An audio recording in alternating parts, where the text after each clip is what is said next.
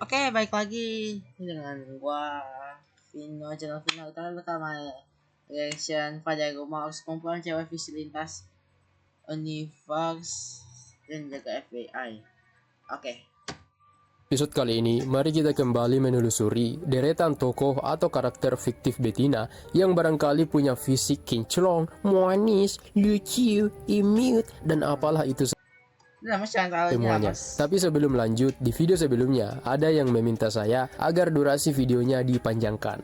Ya, saya juga maunya begitu. Saya pula akan memperingatkan pada kalian agar tidak menjadikan karakter fiksi betina sebagai bahan fantasi syabul. Oke, guys.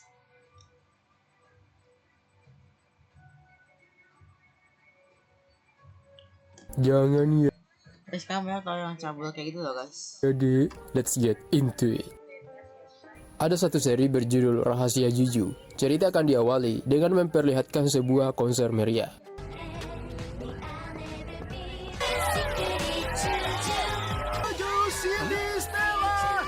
Di sini kita akan melihat ada 3 betina jadi-jadian yang sedang bernyanyi.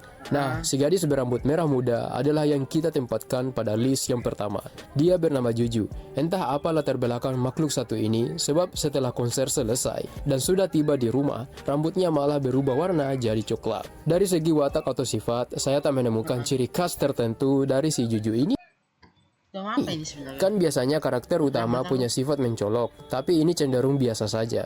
Ya, dia baik hati, peduli, dan mungkin sedikit egois serta ceroboh. Betina ini berpotensi dijamah oleh fans syabul akibat dari fisiknya yang sangat kinclong seperti kepala Pak Anas pas Iya sih, benar sih, guys. Banyak kan cewek cakep sedikit di bawah terik matahari. Baru, wangi lembut hit cotton powder. Saya guys, yang bingung. Melompat ke tokoh betina selanjutnya, mari kita sambut Lia dari film berjudul Dragon Nest.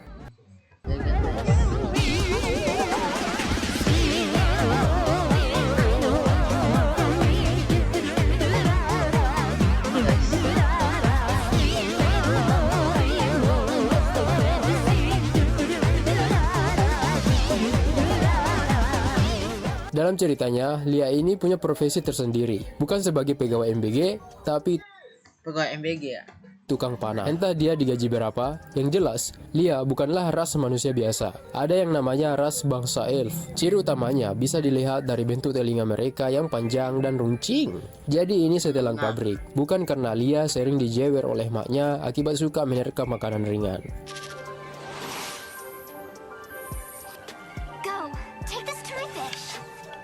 Kenapa Lia kita masukkan dalam daftar? Pakai nanya. Tentu saja dari fisik yang kinclong, sama seperti sebelumnya. Dari estetika wajah, Lia memiliki struktur tulang pipi yang tinggi dan dagu yang meruncing.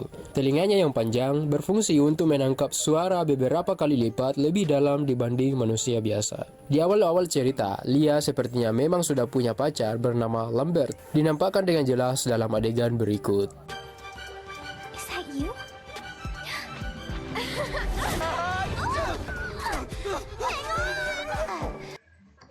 Ini yang mana, guys? Sekarang mari lanjut ke dalam dunia Mask Master. Dalam story ini ada satu karakter betina bernama Felicia.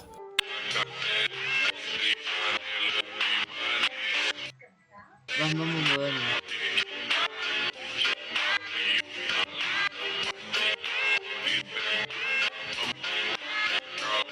Asik. Menurut penjelasan kreator TikTok bernama Bahas Kui, Felicia pada awalnya bukanlah manusia betina seperti yang kalian lihat di konten-konten fans syabul, melainkan dia itu kucing liar berbulu hitam yang terisolir. Nah, entah seperti apa seluk-beluknya, si Meong malah bertransformasi menjadi seorang cewek cantik menurut pandangan fans. Yang agak mengherankan, kenapa pula pakaian Felicia ini harus bentukannya yang berpotensi untuk memprovokasi fans syabul? Dia kan kucing.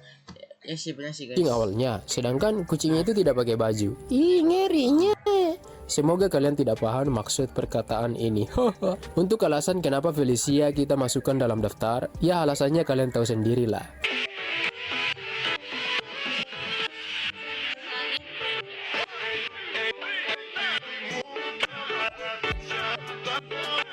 Apa guys ini?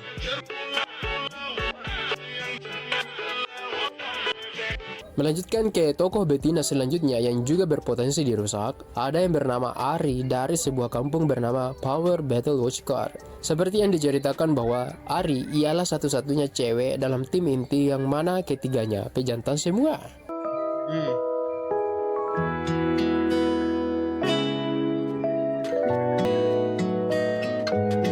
Dalam episode 1, kita diperlihatkan satu adegan yang akan menjawab alasan kenapa Ari amat pantas dimasukkan ke dalam daftar, yaitu ketika dia menjadikan kecantikannya sebagai alat peredam konflik yang sangat ampuh.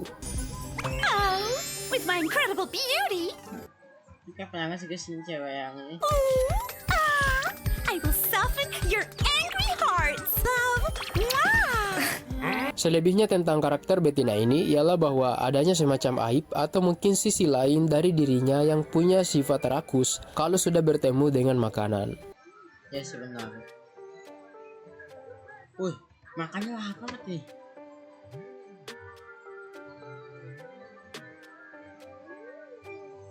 Well, betina berikutnya yang Nah sini Disney, yang si film Disney ya guys. kemungkinan besar berpotensi dijamah fans gila ada dalam seri berjudul Sofia the First. brilliant. Oh, Sophia, there you are. Here I am. I've been looking everywhere for you. The coach is waiting to take you to Vivian.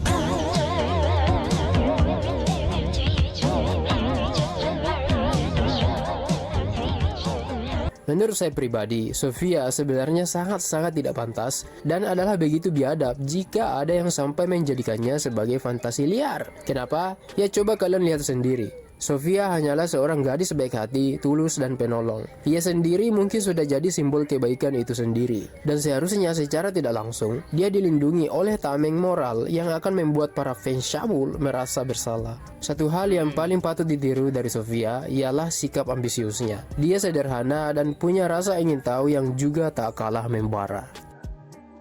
Karakter betina seterusnya ada yang bernama Tinkerbell. Ini kayak pernah yang Disney bukan nih?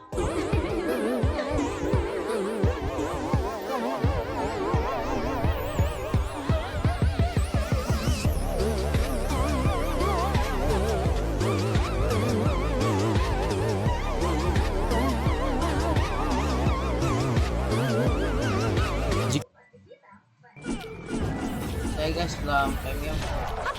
Aku AFK bentar. Dapat kartu MVP. Jika dilihat secara fisik, Chibi satu ini memang sangat berpotensi untuk dijamah para predator Syabul. Kenapa?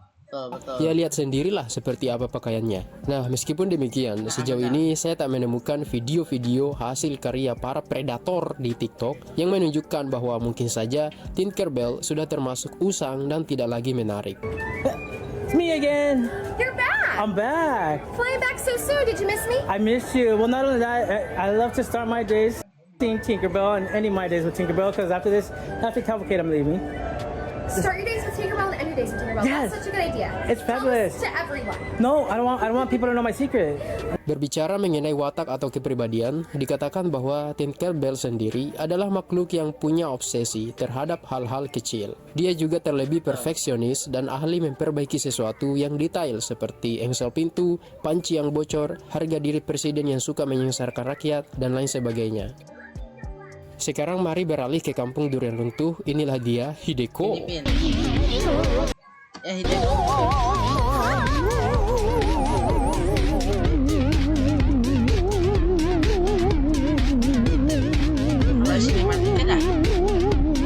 Ciwi asal Jepang ini sudah tentu kalian semua sudah tahu. Pada episode berjudul Sahabat Pena, Hideko belum ditampilkan secara paripurna hingga pada akhirnya dalam episode paling terbaru yang berjudul Minyak Sawit Luar Biasa, Hideko pun mengemuka dan benar-benar datang ke rumah duo botak.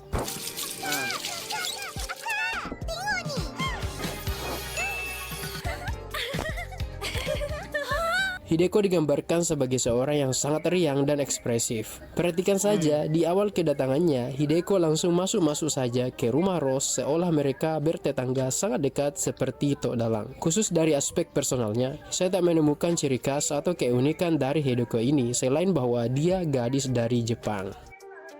Kabur dari kampung durian runtuh, mari melangkahkan kaki ke kampung karet berkah.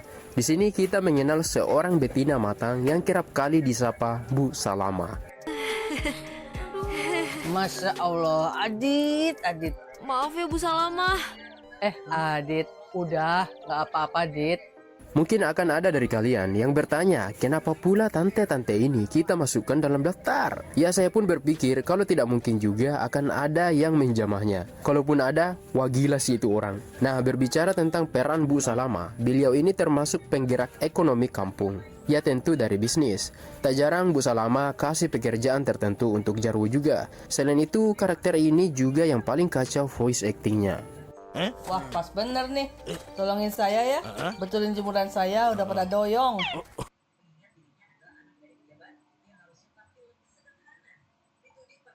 Dalam episode kali ini, Oke guys, mungkin segini aja ya guys, reactionnya ya guys, reaction pada rumusnya guys.